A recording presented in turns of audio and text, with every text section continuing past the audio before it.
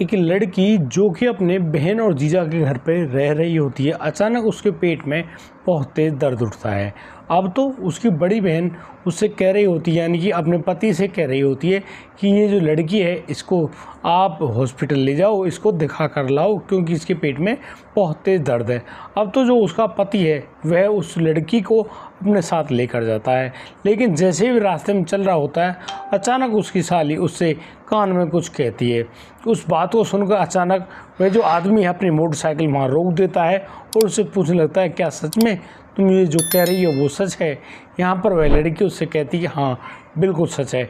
अब तो वह मोटरसाइकिल आगे बढ़ती है, लेकिन वो हॉस्पिटल नहीं जाती है। वो जाकर पहुँचती है एक ओयो होटल में, और वहाँ उस होटल में जाने के बाद अब तो वह आदमी अपने जो आइडेंटिटी कार्ड है उनको दिखाता है, और उसके बाद वह जो लड़का और लड़की दोनों उस ओयो होटल के उस रूम में पहुंच जाते हैं। दोस्तों वहां जाने के बाद अब तो वह जो लड़की है वहां अपने जीजा के जो गले में अपनी बाहें डालकर उसको प्यार करने लगती है। यहाँ पर वो जीजा भी अपनी उस जवान साली के उस प्यार में पता नहीं क्यों पड़ गया था। अब वह भी अपनी साली को बहुत ज़्यादा प्यार करने लगता है। उनका प्यार इस प्रकार से आगे बढ़ रहा है कि यानी कि वो दोनों एक दूसरे पर बिल्कुल भी कंट्रोल नहीं रख पाते हैं, और यहाँ पर वह जो आदमी है उस साली के साथ संबंध बना बैठता है। आखिर उसने अपनी साली के साथ संबंध क्यों बनाए और यहाँ पर वह साली पेट दर्द का बहाना करके क्यों आई, आज हम लोग पूरी घटना के बारे में सच्चाई जानेंगे। आपसे मेरी प्यारी सी गुजारिश है, एक कहानी को अंत तक ज़रूर देखिएगा। नमस्कार, आदाब, सत श्री अकाल दोस्तों, स्वागत है आपका हमारे यूट्यूब चैनल किस्से क्राइम के। और दोस्तों आपसे वही प्यार भरी गुजारिश, आगे बढ़ने से पहले हमारे चैनल को सब्सक्राइब करना, नोटिफिकेशन की बेल को दबाना बिल्कुल ना भूलें।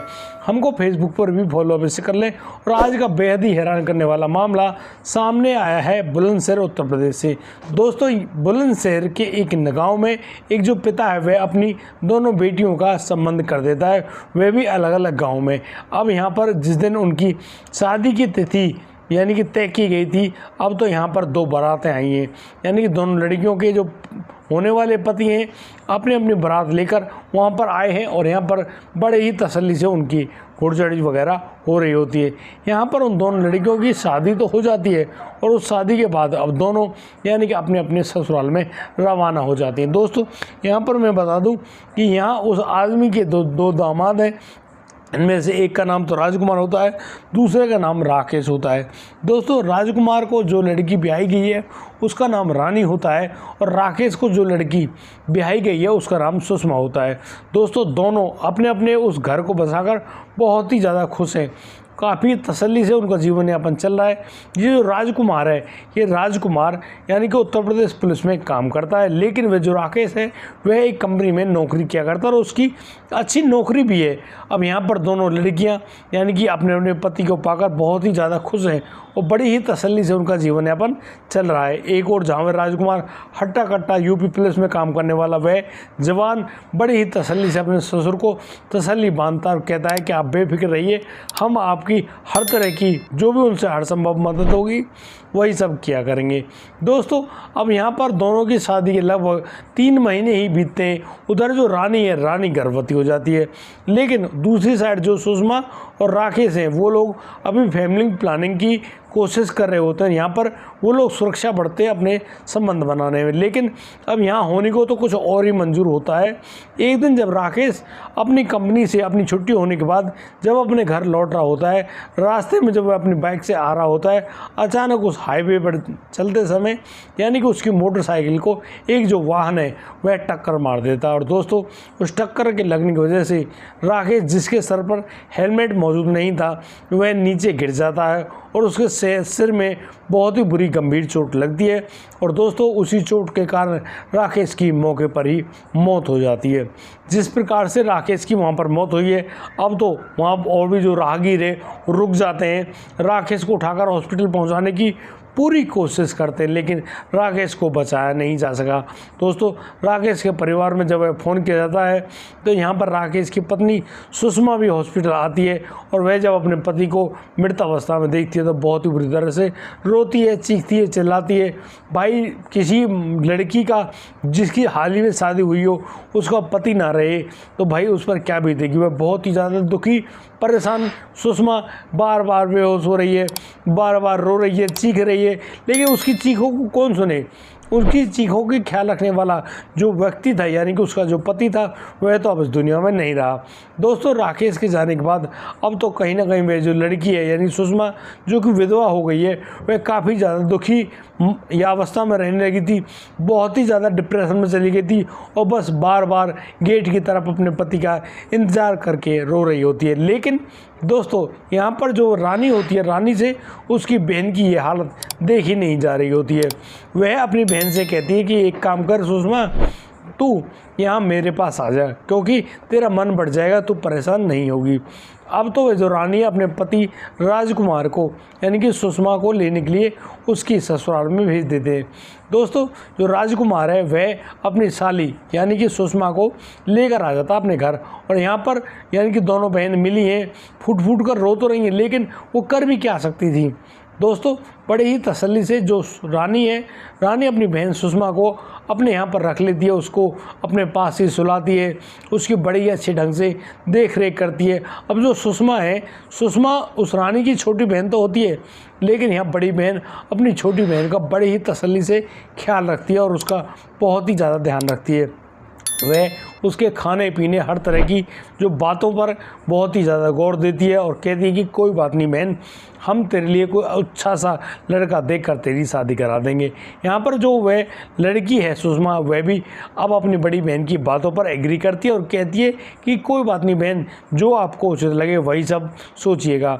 दोस्तों धीरे धीरे वक्त का पहिया घूमता है। जिस प्रकार से वह सुषमा अपने बहन और जीजा को देखती है कि किस प्रकार वो लोग उस सुषमा की अच्छी देखरेख करते हैं, अब तो कहीं ना कहीं वह भी चाहने लगती है कि भाई ये आदमी बहुत अच्छे हैं और वह अपनी बहन रानी के घर के काम में अपना हाथ बटाना शुरू कर देती है।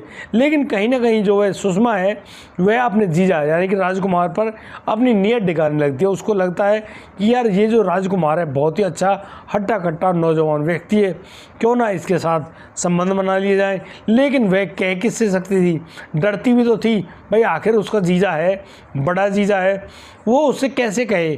लेकिन वह अपनी जो मन में चाहने वाली जो चाहत है उसको थोड़ी रोक सकती है। इसी प्रकार से वह बहुत ही ज़्यादा दुखी होती है। एक दिन उसके पेट में दर्द होने लगता है। अब तो जो रानी है, रानी राजकुमार से कहती है कि देखो ये जो छोटी बहन है सुषमा के पेट में बहुत तेज दर्द हो रहा है, आप इसको हॉस्पिटल लेकर जाओ और वहाँ जब इसका ठीक ढंग से इलाज होगा तो इसकी तबीयत बिल्कुल ठीक हो जाएगी। अब राजकुमार भी अपनी पत्नी को मना नहीं कह पाता है और कहता है कि कोई बात नहीं भाई, मैं इसको ले जाता हूँ और इसका दर्द अभी ठीक करा देता हूँ। इतनी बात सुनकर वह जो रानी है बहुत ही ज़्यादा खुश होती है और बस अपनी बहन सुषमा को भेज देती है अपने जो पति है यानी कि राजकुमार के साथ शहर के लिए।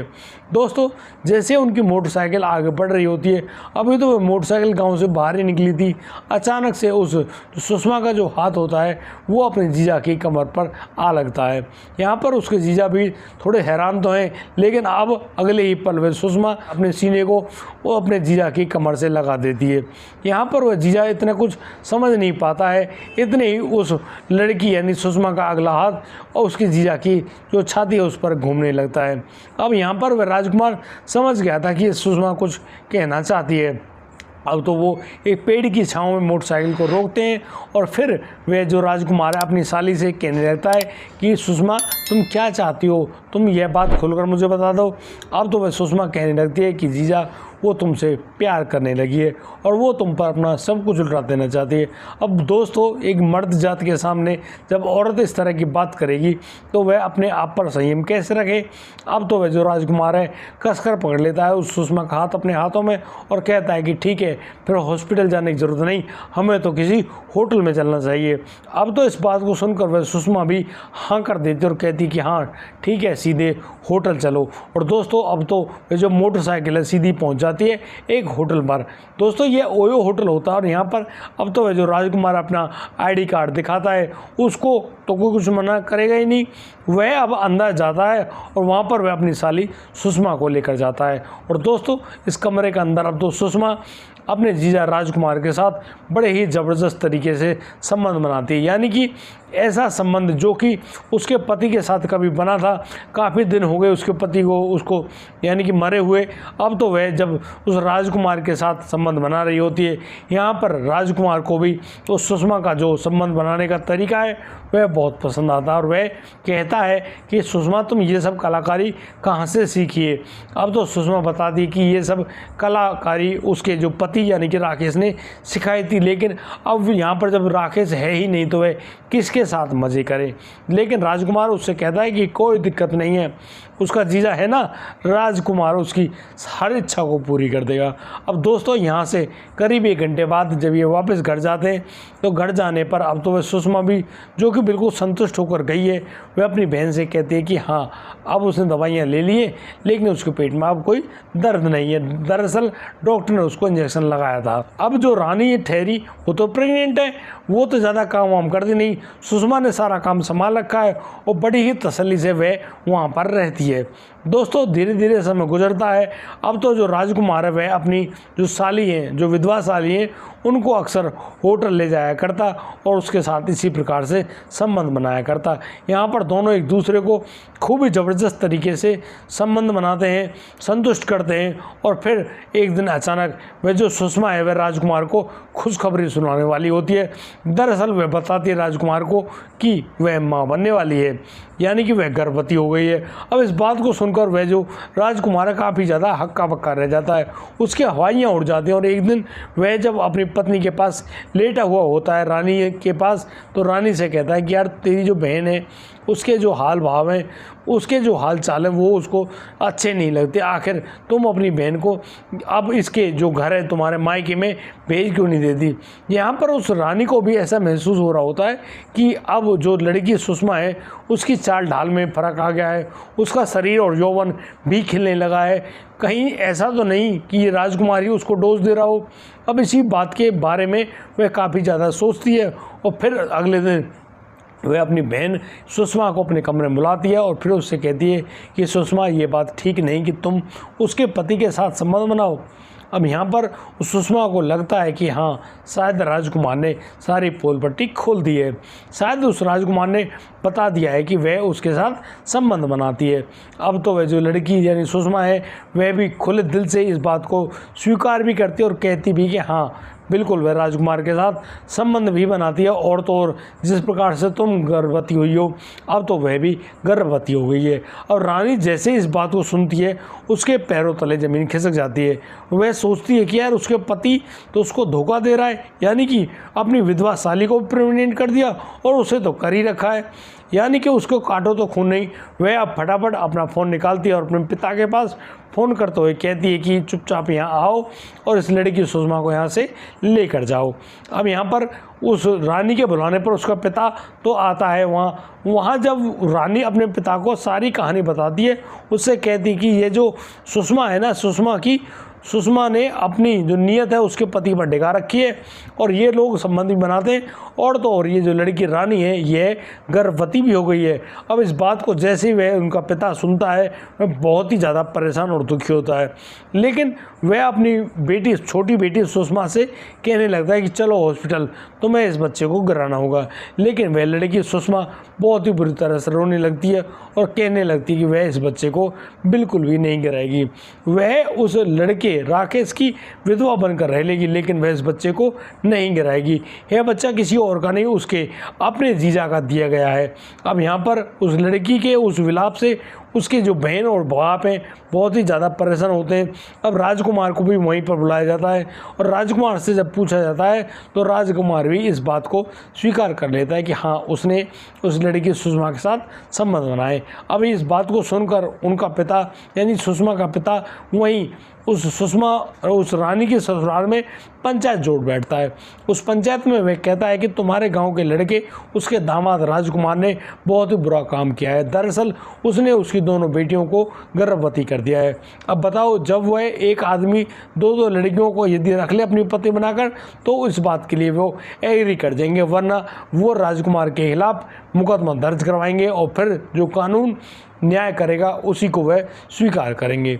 अब तो यहाँ पर गांव में मंत्रणा होती है, पंचायत हो रही होती है, और यहाँ पर एक ऐसा अहम निर्णय लिया जाता है जिसके तहत उस लड़के राजकुमार को एक आदेश दिया जाता है पंचायत का, यानी कि पंचायत एक फरमान सुनाती है उस राजकुमार को कि उसको अब दोनों यानी कि पत्नी और जो साली है दोनों को अपनी पत्नी बनाकर रखना होगा और उनके जो बच्चे होंगे उनकी भी ठीक ढंग से देखभाल करनी होगी। दोस्तों, एक बार तो वह लड़का यानी कि राजकुमार चुप हो जाता है। अचानक उसका दिमाग बहुत ही अच्छे ढंग से काम करता है और वह पूरी पंचायत के सामने इस बात को स्वीकार कर लेता है कि वह रानी का पति तो है ही, वह सुषमा को भी अपनी पत्नी बनाकर अपने गांव में रख लेगा और उससे जो भी होगा यानी कि जो भी उसकी कमाई धमाई होगी, जो कुछ भी होगा, उस पर दोनों का बराबर का हक होगा। अब इस बात को जैसे ही सुषमा सुनती है वह बहुत ही ज़्यादा खुश होती है और बस कहने लगती है कि वाह जीजा, तुमने तो कमाल कर दिया।